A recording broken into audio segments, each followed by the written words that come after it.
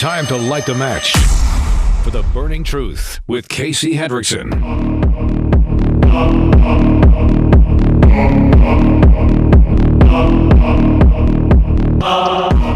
I'm just in a mood today, so I'm doing a lot of weird stuff. I hope that's all right. The news has been trash lately.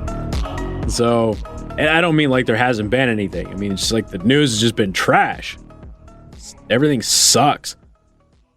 So I was talking with some veteran friends of mine the other day, and they actually asked me to write an article for our veteran group, and I haven't done it yet because I'm lazy. But I went to the movies not that long ago, and at the movies, they had 2 recruiting ads that were for the military. 2, not 1, 2. Like, they didn't even, like, block out for a specific branch. And the first one that came on was the Army one. And God, it was lame. It was so lame. I was sitting there and I'm like, I am not a veteran. Like, this is not me. I was embarrassed by the ad. Made me throw up in my mouth a little bit. The ad got over and I audibly booed. I did. I couldn't help it. A little bit later on, the Air Force came out. And I don't know if it's that the Air Force gets to sit in air-conditioned rooms or what it is, but the Air Force ad was actually pretty dope. And really what you're seeing right now is all of the ads. I can't wait to see the naval ads after this new, I guess we'll call it a unisex sub. Because now, for the first time ever, men and women can serve on a submarine underwater in confined space, Morgan. Got news for you. If you're the mister who's still on shore, just cheating on you. Got news for you. That's what's happening. So, I mean, it's happening when she does a 3 to 6 month deployment on an aircraft carrier, too. She's she's in demand. We'll call it that way. She's in demand. You are not. You are the babysitter, and she is in demand. So, the Air Force had this whole ad where it was just like a dope fighter jet flying around like, we own the skies, like, we'll kill you if you come up here. I'm paraphrasing what it was, but that's what it was. I sat there and was like, damn it. The friggin' airmen got better ads than we have.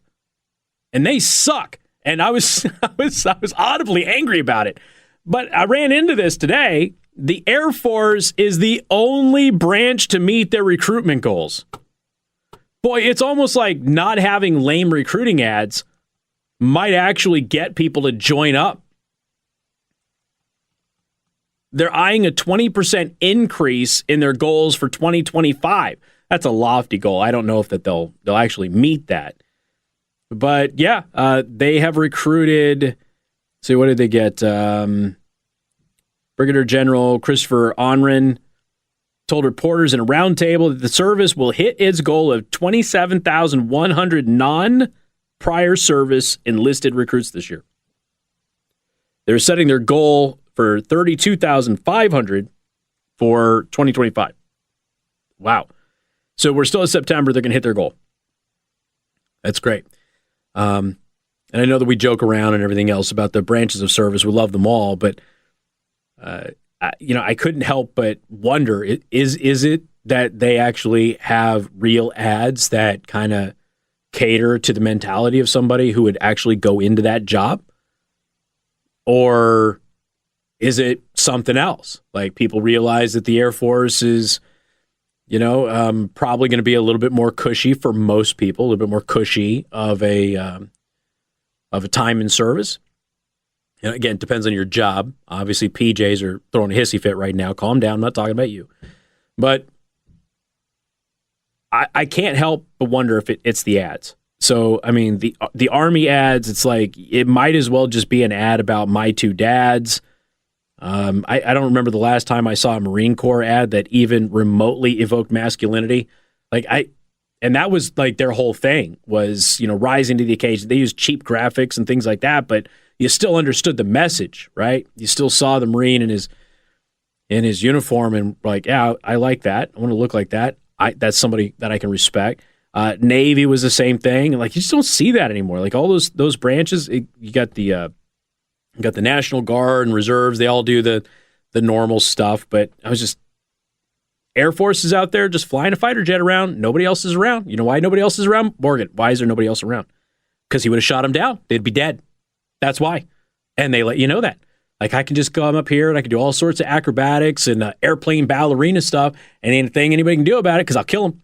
And that's what the ad was. And sure enough, the Air Force met their goal. So I'm just wondering if maybe, perhaps, possibly, that might have something to do with it, as opposed to the ridiculous, stupid ads about when I was little and I was being bullied and cried all the time, my lesbian mom told my other lesbian mom that everything would be okay, and now I'm in the Army.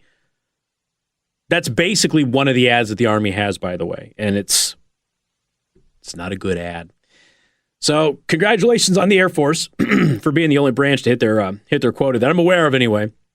Last I heard, everybody was falling short, so the Air Force hit their quota. And they're even going to eye a 20% expansion, so good for them. All right. What has the broadband czar done with $40 billion that was appropriated for the internet? Morgan, do you even know who the broadband czar is? Have you even heard of who that guy is? It rhymes with Kamala.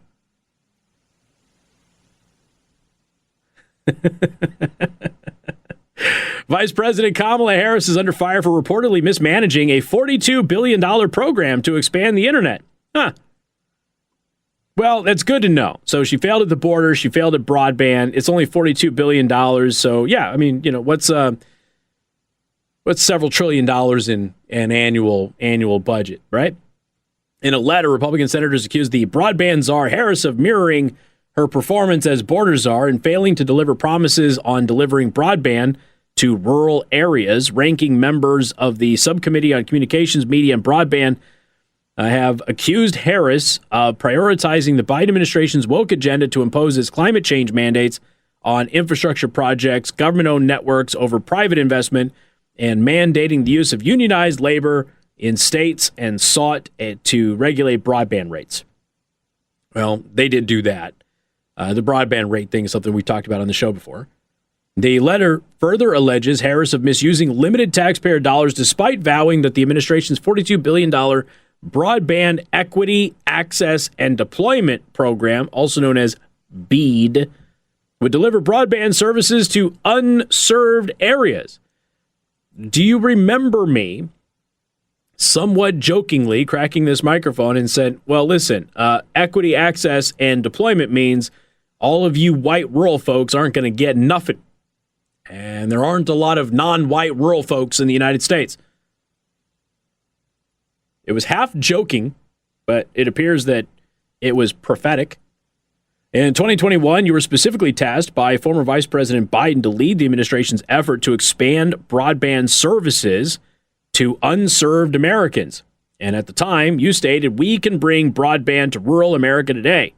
Despite your assurances over 3 years ago, rural and unserved communities continue to wait for the connectivity that they were promised. Under your leadership, not a single person has been connected to the internet using the $42.45 billion allocated for the BEAD program.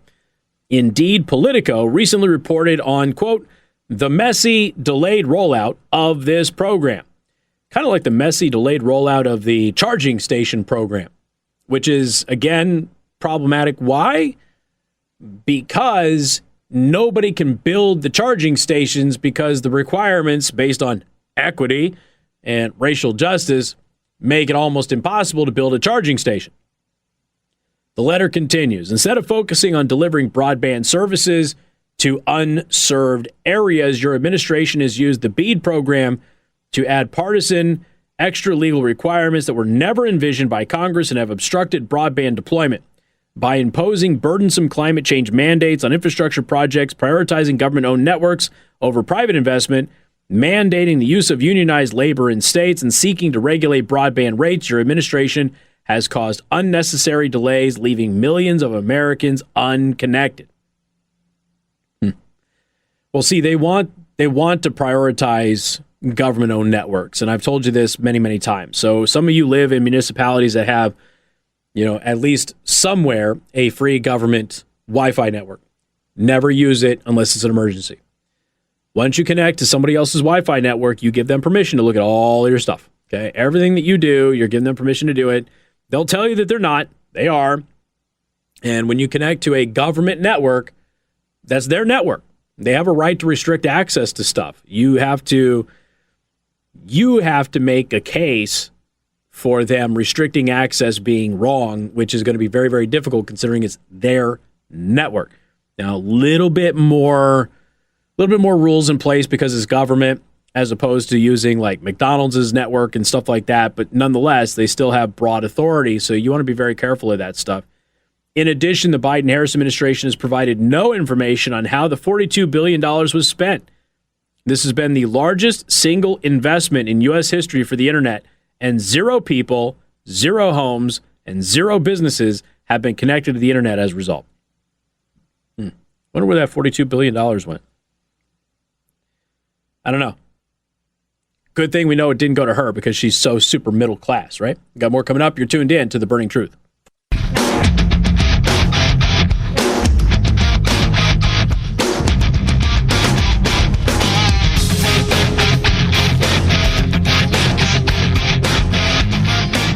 And good afternoon. Thank you for tuning in to The Burning Truth. I'm your host, Casey Hendrickson. You know what I'm staring at right here? I'm staring at a phone call to law enforcement from August 28th. And this is a report that somebody called into the police in Springfield, Ohio. Don't grin at me, Morgan. Springfield, Ohio, about somebody whose neighbor's cat was stolen and chopped up, and chunks of what they believed to be the cat were in their backyard. So, the police say that they didn't get DNA on whether or not it was cat meat, so they can't actually corroborate if it was cat meat. I'm just throwing it out there. It's another police call from August, which seems to indicate that there was a possible catnapping. Something else just came out here too. This again, another municipality, another race, but just kind of is what it is. In the 2024 election cycle, it's Democrats that appear to be all in on military record tall tales. The latest one comes from the Missouri Senate race between Senator Josh Hawley, Republican incumbent, and his Democrat opponent, Lucas Kunce. Retired Border Patrol agents are accusing Kunce of stolen valor after Kunce, a former Marine, claims in a campaign ad to have been certified by the Border Patrol Tactical Unit. That's the BORTAC unit. By the way, that is an elite tactical unit in this country. The BORTAC guys are the guys that went into that school when police would not. They showed up. They went into the school when police were sitting there putting hand sanitizer on there while that bad guy was murdering children. Those agents say that it is a credential that Kunce could not possibly have. The first retired Border Patrol agent said Kunce's claim to be a BORTAC member amounts to stolen valor. The retired agent said that we take it personally, just like Don Shipley does when he exposes SEAL imposters. BORTAC, again, is an elite unit that is made up of less than 1% of all Border Patrol agents. BORTAC agents possess a unique set of skills and go through a long and extensive process to become BORTAC certified. The first order of business to become BORTAC certified is that you have to be a Border Patrol agent. Lucas Kunce has never been a Border Patrol agent. BORTAC candidates are then subjected to an intense process to even be considered for BORTAC selection. Then there is the actual training process to achieve the certification, which is extremely difficult. Unfortunately for Lucas Kunce, there is a roster of everybody who has taken and passed the certification. Well, certainly this would prove Kunce is telling the truth, right, Morgan? I mean, we have the names of everybody who's ever been certified. The retired Border Patrol the retired border agent, in charge of that roster said unequivocally that Kunce, quote, was not a member of BORTAC. The retired agents also say that someone like Kunce, who was a Marine, would have received, at best, minimal training. Well. All right, so here's Kuntz's campaign manager out there to do the spinnies. While in the Marines, Lucas was attached to the 1st Marine Expeditionary Unit, Force, Advisor Trainer Group at Camp Pendleton, California, in preparation to deploy to Iraq on a border training team. Okay, they're preparing to deploy on border training teams. Were sent to the southern border to train with the Border Patrol in order to learn the tactical skills required to train Iraqi border guards. In the course of that training, Lucas successfully completed the BORTAC SRT Border Transition Team Training Course in Yuma, Arizona. In the document attached is the certificate that Lucas Kuntz received for completing that training from the United States Border Patrol Yuma sector. Lucas has never claimed that he was BORTAC. He stated the fact that as a Marine, he trained with Border Patrol agents and was certified by the Border Patrol Tactical Unit, as evidenced by the certificate from his military personnel record. However, the retired Border Patrol agents are not interested in any statements from Kuntz's campaign. They say that what Kuntz is claiming amounts to stolen valor, and in fact, Kuntz's claims are so offensive that BORTAC leaders have asked the Customs and Border Protection Office of Chief of Counsel to serve Kuntz with a cease and desist order. Well. So who do you believe? You know, I'm going to say something a little controversial here, folks, but I feel like I can finally come out and say it. I served with a Green Beret. I also served with somebody who used to be Delta. I shouldn't say I served with him. He was my drill sergeant. So that technically makes me a Tier 1 operator, right, Morgan? I'm a Special Forces operator now because I served with those guys. You know, they trained me, after all. It's specifically Drill Sergeant Nelson, who was Delta. Yeah, he although he never told us he was Delta. He was Delta. So I guess I'm a Special Forces operator now. Woot! I got a certificate, too, from the United States Army. It says so. Got more coming up. You're tuned into The Burning Truth.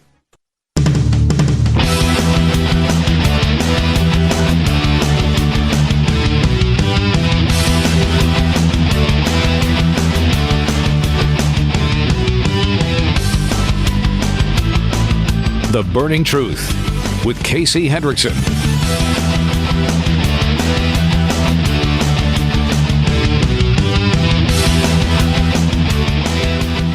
Good afternoon. Thank you for tuning in to The Burning Truth. I am your host, Casey Hendrickson. I don't know if you've seen the movie Civil War yet. You should go watch it. It's pretty good. It's actually a fairly realistic depiction of war when you break down what it is. It is apolitical. It is from a journalist perspective, if you will. There's some stuff in there that doesn't make any sense. You can't have journalists in a stack and that sort of thing, but they did that for the movie. But in general, it's a fairly realistic feel for the average moviegoer out there. And the reason I bring it up is, well, one, it was a pretty good movie. I do encourage you to see it. But there's some weird stuff going on. So Texas installed razor wire again along the Rio Grande. Now, what's interesting about this is that Texas is not putting the razor wire up between it and Mexico. Texas is putting the razor wire up between it and New Mexico, as in the state. The New Mexico governor, Michelle Grisham, not happy with the Texas National Guard when they installed the razor wire facing her state. I'm laughing because, honestly, I'm just waiting for it to happen, folks. I hope it doesn't. I'm just sitting here waiting for it. The expansion came 3 days after Texas Governor Greg Abbott posted on X that the state would triple its razor wire border barriers to deny illegal entry into our state and our country. So they actually took video, KTSM took video, showing troops putting up concertina wire and fencing on the riverbank in the El Paso, Texas area on Tuesday afternoon. Quote, Governor Abbott seems to be pushing to make Texas its own country without regard for his neighbors or the fact that Texas is already part of a great nation, the United States, said Grisham in a statement. If he doesn't think that New Mexico is important to the overall well-being of Texas, then he must be forgetting about the Permian Basin and the oil industry that straddles our two states. I don't see him laying concertina wire there. It's not the first time that Texas has acted on concern that illegal smuggling activity going on in New Mexico would spill into Texas. Earlier this year, the state extended its barrier on the spot where the river stops running parallel to Mexico and turns turns up into New Mexico. So, yeah, I guess we'll see. We'll see what develops from this. Oh boy, yeah, it's I have to laugh a little bit, right? All right, roughly 12 days. Little tiny backstory, it's personal backstory. So Amelia, our former producer, she left and she went to Kentucky, and she has been covering this shooter on I-75 ever since. In fact, she sent me a message the other day that she had a ballistic vest on, she had a helmet on and everything else. She was out there. They still hadn't found the shooter. The shooter's still at large. This all happened when I was in Europe, but she's been covering it every day. And she wasn't letting the story go. And she was supposed to be on yesterday to talk about it. She had to reschedule.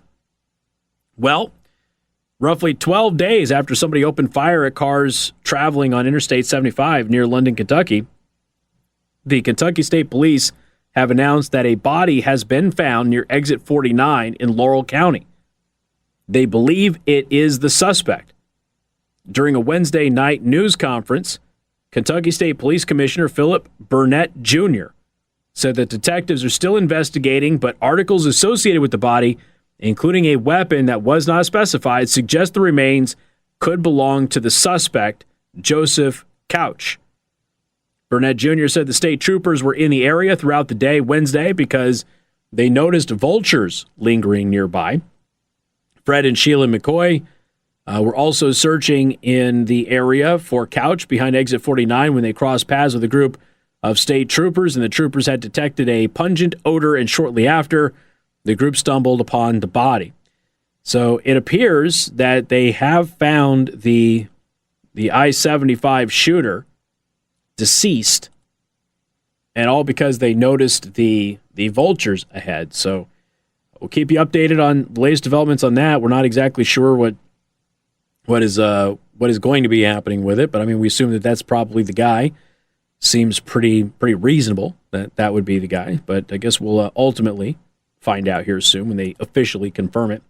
Morgan, I got to ask you a question. You ever want to go on a hot air balloon ride? No, never had the urge to go on a hot air balloon. Do they freak you out? Yeah. They freak a lot of people out. I didn't think that they would freak me out, but the older I get, the more freaked out by them I think I am. It's just a little too unpredictable. Yeah, you know what? I don't like balloons. And like I don't like when they blow around in the wind and stuff like that. I find them to be annoying. They don't scare me or anything. They're just annoying. And so I'm assuming that you're not going to go to Florida and then get on this hot air balloon that I'm about to talk about? Probably not. Are you sure? Can definitely say I'm sure. What if... Especially Florida. What if I promised you the best view of the world that you could possibly get from this balloon, with the exception of going in to outer space on a SpaceX rocket? I'd still have to say I'll decline respectfully. Okay. This thing's a trip. And I'm going to be perfectly honest with you. I don't quite know how I feel about it. So this is in Florida. Space Perspective. Now, this is a space flight tourism company. They have now completed the second unmanned test flight of Spaceship Neptune. They did this on Sunday. You heard of this thing? You have no idea what I'm talking about, do you? Are you looking it up right now? You're going to spoil it? Spaceship Neptune. This thing sends a balloon-lifted capsule on a 6-hour journey into the stratosphere before returning for a splashdown in the ocean. So Spaceship Neptune will ascend about 20 miles above the Earth, offering panoramic views of the planet and extras that include a menu of cocktails, a music playlist, reclining seats, all for just $125,000. I mean, you could die, but you'll be in a recliner and you'll be, listening to some cool tunes and having a drink, Morgan. I was going to say the 6-hour trip, my stomach would probably not be doing good, but they do have that taken care of too with the luxury toilet option. They got a luxury toilet option. It's called the ultimate kind of selfie experience. Oh, in the luxury toilet. They have pictures of the toilet? I haven't seen pictures of the toilet yet. Why didn't I think of looking at pictures of the toilet? So anyway, during the launch, the massive space balloon is going to be filled with hydrogen, which lifted the Spaceship Neptune capsule into the sky at a gentle speed of roughly 12 miles per hour. Now, when it's fully inflated, the balloon is nearly as tall as the Eiffel Tower and could fill an entire football stadium. By the way, the Eiffel Tower is really big. I was just there. The company hopes to begin human flights in 2025 and commercial operations by 2026. Well, at least they're not rushing into it like those Titanic guys. So they're still testing it. This thing is, it's interesting. So completing development flight 2 is a defining moment for space perspective. That's according to the founder and CTO, Tabor McCallum.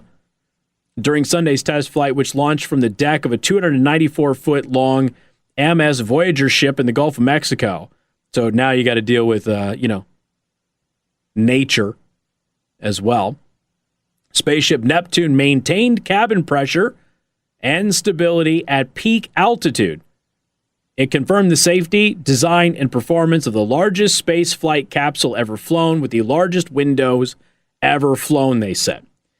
So when it reached its peak altitude in the actual stratosphere, the aircraft performed a controlled descent and then splashed down into the ocean, where it was then retrieved by a fast boat and a crane. Or if it's an unlucky windy day, the Cuban Navy, also known as Juan and his boat.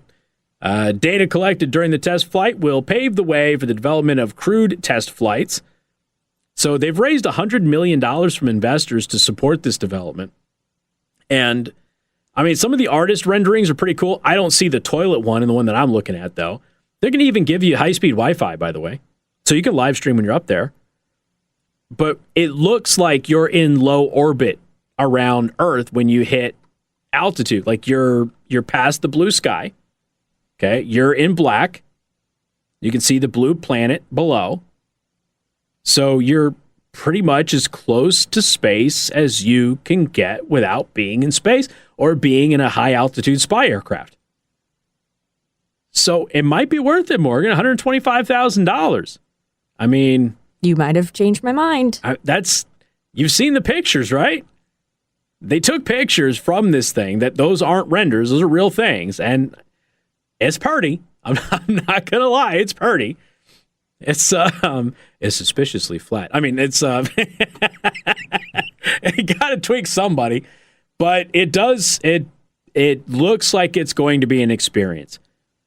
$125,000 experience? I don't know.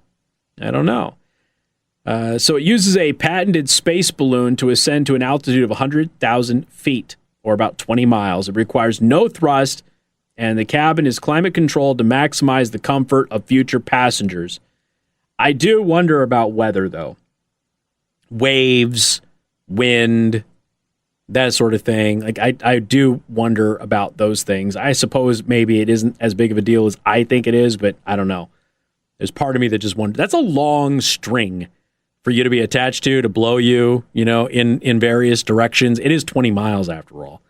So I don't know. But I guess they're going to complete 10 uncrewed test flights while continuing to work on the capsule. And then they're going to start sending people up. And then in 2026, if all of the people come back, not dead, then they'll start letting you go up, which is kind of cool. I'd encourage you to check it out. If nothing else, it looks neat, even if it isn't for you. Price tag's a little rich, but the pictures and the view, I mean, that's pretty nice. Not going to lie to you. Got more coming up. You're tuned in to The Burning Truth.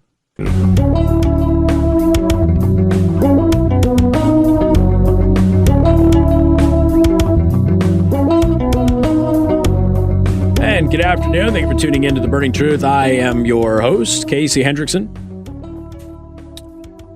Well, we got another whistleblower leak about the latest assassination attempt on Donald Trump. And, you know, we've gotten a lot of new information about the last assassination attempt as well. Remember, there's been 4. There's been 2 that got close. Josh Hawley released another leak from the Secret Service whistleblower, except this time it's about the second attempt on Trump's life. And whistleblower allegation, this time about the latest attempt on Trump's life. Whistleblower alleged that the Secret Service apparently failed to account for known vulnerabilities at Trump's golf course. Now, this is also known as DUH. The Secret Service admitted they did not secure the perimeter. So if he was there for 12 hours, as they're claiming, his vehicle that he staged for a getaway wasn't spotted. He in the bushes was not spotted. The perimeter was not secured at all. You know, you can do this whole jumping thing or whatever you want to talk about with the immediate Secret Service detail. But you still have these massive gaps. Why did basics not get done?